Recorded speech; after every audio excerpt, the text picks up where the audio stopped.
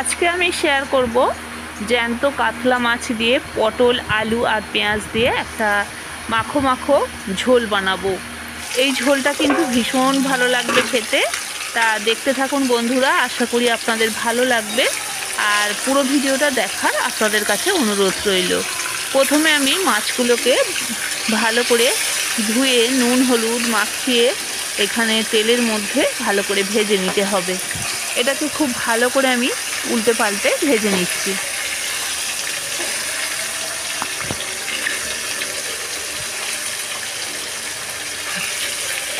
কাতলা মাছ ভাজতে একটু সময় লাগে। এটা জ্যান্ত কাতলা, পুকুর থেকে একদম সরাসরি নেওয়া মাছ। আর মাছগুলো কিন্তু খুব টেস্টফুল হয় এবং পুকুরের মাছ আমরা সব সময় পছন্দ করি। এখানে আমাদের গ্রাম বাংলায় বাড়ি, পুকুরের মাছ আমরা খুব ভালোভাবেই পেয়ে থাকি। তা মাছগুলোকে আমি খুব ভালো করে প্রথমে ভেজে নিচ্ছি।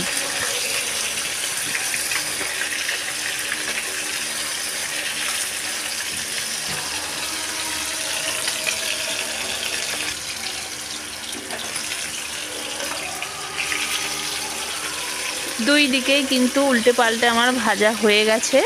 এখন আমি মাছগুলোকে তুলে রাখবো।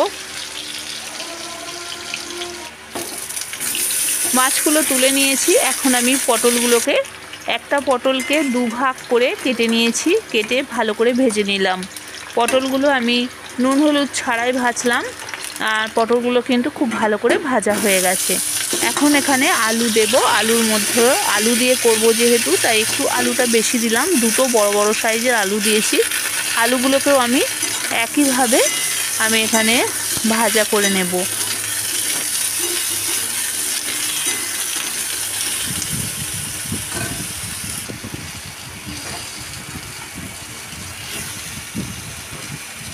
আলুটা আমার ভালো করে ভাজা হয়ে গেছে।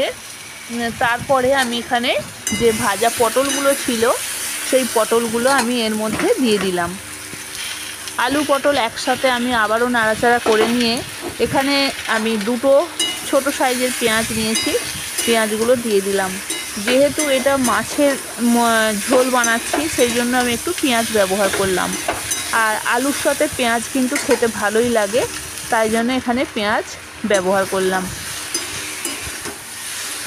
এখানে আমি হলুদ দিয়ে দিয়েছি, হলুদ দিয়ে আবারও নাড়াচাড়া করছি। আর পরিমাণ মতো লবণটাও দিয়ে দিয়েছি। তাই জন্য সবজিগুলো একটু ভালো করে বেশি ভাজা হয়ে গেছে। আর এখানে জল দিয়ে দিলাম, দিয়ে এটাকে ঢাকা দিয়ে আরও কিছুক্ষণ আমি এটাকে ফুটিয়ে নেব। আলু আর হচ্ছে পটল খুব ভালো করে ভাজা হয়ে গেলে, সেদ্ধ হয়ে গেছে, আমি আবারও একটা জায়গায় তুলে নিলাম। আর এখানে দেখুন আদা মৌরি আর হচ্ছে জিরে বেটে নিয়েছি। মৌরি বাটা দিয়ে যে কোনো ঝোল করলে কিন্তু পেটের পক্ষে ভীষণই উপকার আর স্বাস্থ্যের পক্ষেও উপকার। মৌরি বাটার ঝোল কিন্তু ভীষণই ভালো লাগে খেতে। আমি এখানে 3টে মশলাকে একসাথে বেটে নিয়েছি, নিয়ে আমি ভালো করে তেলের মধ্যে ভেজে নিয়েছি। নিয়ে এরপরে আমি যে ফোটানো যে আমার সবজিটা ছিল, সবজিটা কিন্তু সেদ্ধ হয়ে গেছে পুরোপুরি। আবারও আমি এই মশলা দিচ্ছি বলে দিয়ে দিলাম। এখানে দিলাম ধনে আর লঙ্কার গুঁড়ো, 1/2 চামচ করে দিয়েছি। খুব ঝালের দরকার নেই, কারণ এটা ঝোল বানাচ্ছি। খুব ঝাল খেলে আবার পরিমাণ মতো যারা বেশি ঝাল খান একটু দিতেই পারেন। আমি হালকা হালকা করে দিলাম, দিয়ে আবারও এখানে তুলে দিলাম কড়ার মধ্যে, দিয়ে এটাকে আমি আবারও একটু ফুটিয়ে নেব। খুব ভালো করে এটাকে নাড়াচাড়া করে নিলাম। পুরো মশলাটা কিন্তু এখানে সবজির মধ্যে ঢুকে যাবে আর খেতে কিন্তু ভালো লাগবে। আমার যে ভেজে রাখা মাছ ছিল, ভেজে রাখা মাছগুলো আমি দিয়ে দিলাম এখানে। এবার মাছের মধ্যে আরও কিছুক্ষণ ফুটিয়ে নেব। নিয়ে নিলেই পুরো রেডি হয়ে যাবে আজকের এই পটল আলু মাছের এই ঝোলটা।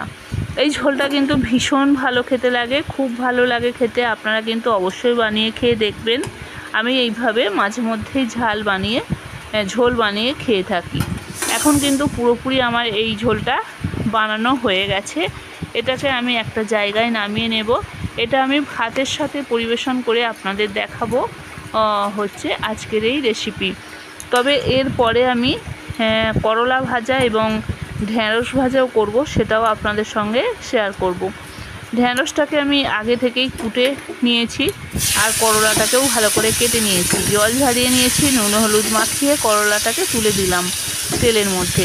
এটা কিন্তু বেশি সময় লাগে না, এটা করার মধ্যে 2-3 বার নাড়াচাড়া করার পরেই কিন্তু এটা হয়ে যায়। তাই এটা আমি ঢাকা দিয়ে রেখে দেব, কিছুক্ষণের মধ্যেই দেখব এটা আমার পুরোপুরি হয়ে গেছে।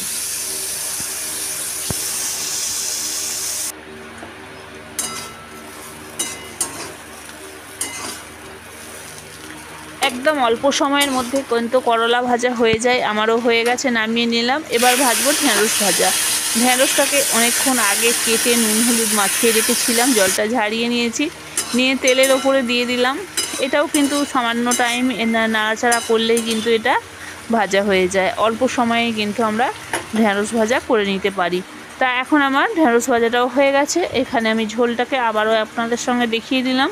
এবার আমি গরম বাটি চাপা ভাতের সাথে এগুলোকে কিভাবে পরিবেশন করব সেটুকু আপনাদের সঙ্গে একটু দেখাচ্ছি। তা বন্ধুরা, আজকের এই পুরো ভিডিওটা আপনাদের কাছে কেমন লেগেছে অবশ্যই কমেন্ট করে জানাবেন। ভালো লাগলে অবশ্যই চ্যানেলটাকে সাবস্ক্রাইব করে নেবেন, পাশে থাকা বেল আইকনটাকে প্রেস করে দেবেন, তাহলে প্রত্যেক দিনের নোটিফিকেশন আপনাদের কাছে পৌঁছে যাবে এবং আপনারা আমার এই নতুন নতুন ভিডিওগুলো দেখতে পারবেন।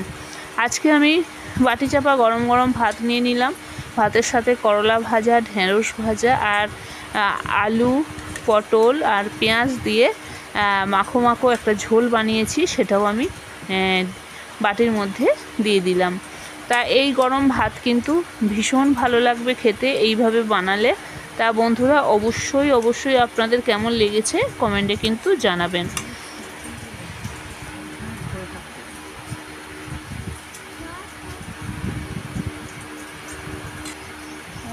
বন্ধুরা জানেন তো, আমার মাছের ঝোল, ভাত, করলা, লেডি ফিঙ্গার ভাজা যা ভালো লেগেছে না, সব গুলোই বেশ ভালো লেগেছে, বেশিরভাগটা মাছের ঝোল খুব হেভি লেগেছে। আচ্ছা, তুমি নিজে হাতে খেয়েছো? হ্যাঁ, আমি নিজে হাতে একা খেয়েছি। হ্যাঁ, তা ও ছোট্ট একটা বাচ্চা মেয়ে, এই ভাতটা কিন্তু আমি ওকেই দেব, আর ও কিন্তু খুব সুন্দরভাবে বড়দের মতো সম্পূর্ণ খাওয়া শিখে গেছে এবং এক ধার থেকে ছোট ছোট করে ও কিন্তু নিজে হাতেই খাবে। বন্ধুরা জানেন তো, আমি কিন্তু জল ছাড়া খাই। জল ছাড়া ও কিন্তু খাবারটা খেয়ে নিতে পারে। তা বন্ধুরা, এইভাবে আপনারাও আপনাদের বাচ্চাকে বানিয়ে দেবেন, খেতে কিন্তু খুব ভালো লাগবে এবং খুব ভালোবাসবে এইভাবে খেতে। তাহলে বন্ধুরা, আপনাদের সঙ্গে আবার দেখা হচ্ছে নতুন কিছু নিয়ে। আবারও আপনারা ভালো থাকবেন, সুস্থ থাকবেন, সাবধানে থাকবেন। নতুন কিছু নিয়ে আপনাদের সঙ্গে আবার দেখা হবে। আর আজকে আপনারা যে এতক্ষণ আমার সাথে ছিলেন তার জন্য অসংখ্য ধন্যবাদ। আবারও নতুন কিছু নিয়ে আপনাদের সঙ্গে আবারও দেখা হচ্ছে। ভালো থাকবেন, টাটা।